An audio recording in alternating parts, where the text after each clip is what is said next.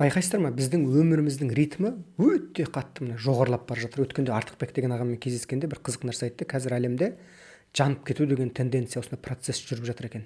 Ол біз түсінген баяғы бизнестегі, спорттағы жанып кету емес, бұл кәдімгі түбегейлі физиологиялық, психологиялық жанып кету. Яғни адамның күрт төмендеп, бәрінен баз кешіп, депрессияның анау түбіне түсіп, содан кейін оңала алмау екен.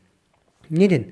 Мысалы, біз қазір қараймыз, Инстаграмда, ТикТокта, әлеуметтік желінің бәрінде адамдардың бәрі жарқ-жұрқ еткен керемет өмір сүріп жатқан секілді.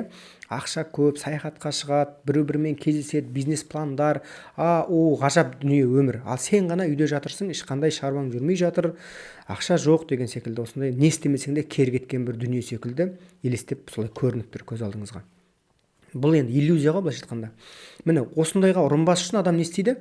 Жаңағы әлеуметтік желідегі жалт-жұлт өмірге ұқсағысы келеді. Сөйтіп жаңағы жоғары қысыммен, ана мотор ғой, жүрек мотор, организм мотор, өрге қарай кетіп бара жатыр. Жаңағы ананы да оқиды, мананы да оқығысы келеді.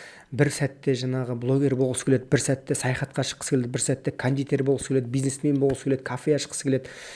Әйтеуір керектердің соңында жүріп, адам түптің түбіне құлайды екен. Жығылып, бір денсаулықтан бір кінәрат болады, психологиядан бір кінәрат болады, сөйтіп құлайды. Сәл бір дамылдау керек адамдарға. Телефонды сөндіріп тастау керек, әлеуметтік желіні қарамай қою керек, аптасына кемі бір рет. Сөйтіп тыныш жаққа барып отыру керек. Ойлану керек, ой жүгірту керек. Мына табиғатқа, дүниеге қатысты түрлі ойлар жүгіртіп, жинақталып, кішкене өмірдің мәнін ұғынып. Біздің мақсатымыз тек қана ақша тауып, бай болып өмір сүру емес. Мен табысты сценарист, табысты болу дегенде бір жақ түсінбеу керек оны. Табыстың екі түрі бар. Жалпы өмірлік табыс деген бар. Дәл қазіргі табыс деген бар. Менің айтып отырғаным жалпы өмірлік екі дүниедегі табыс. Ана дүниедегі табыс, осы дүниедегі табыс. А оның кілті не? Өзің ұнаған нәрсемен айналысу, содан рахаттану, жанықпау, жанталаспау.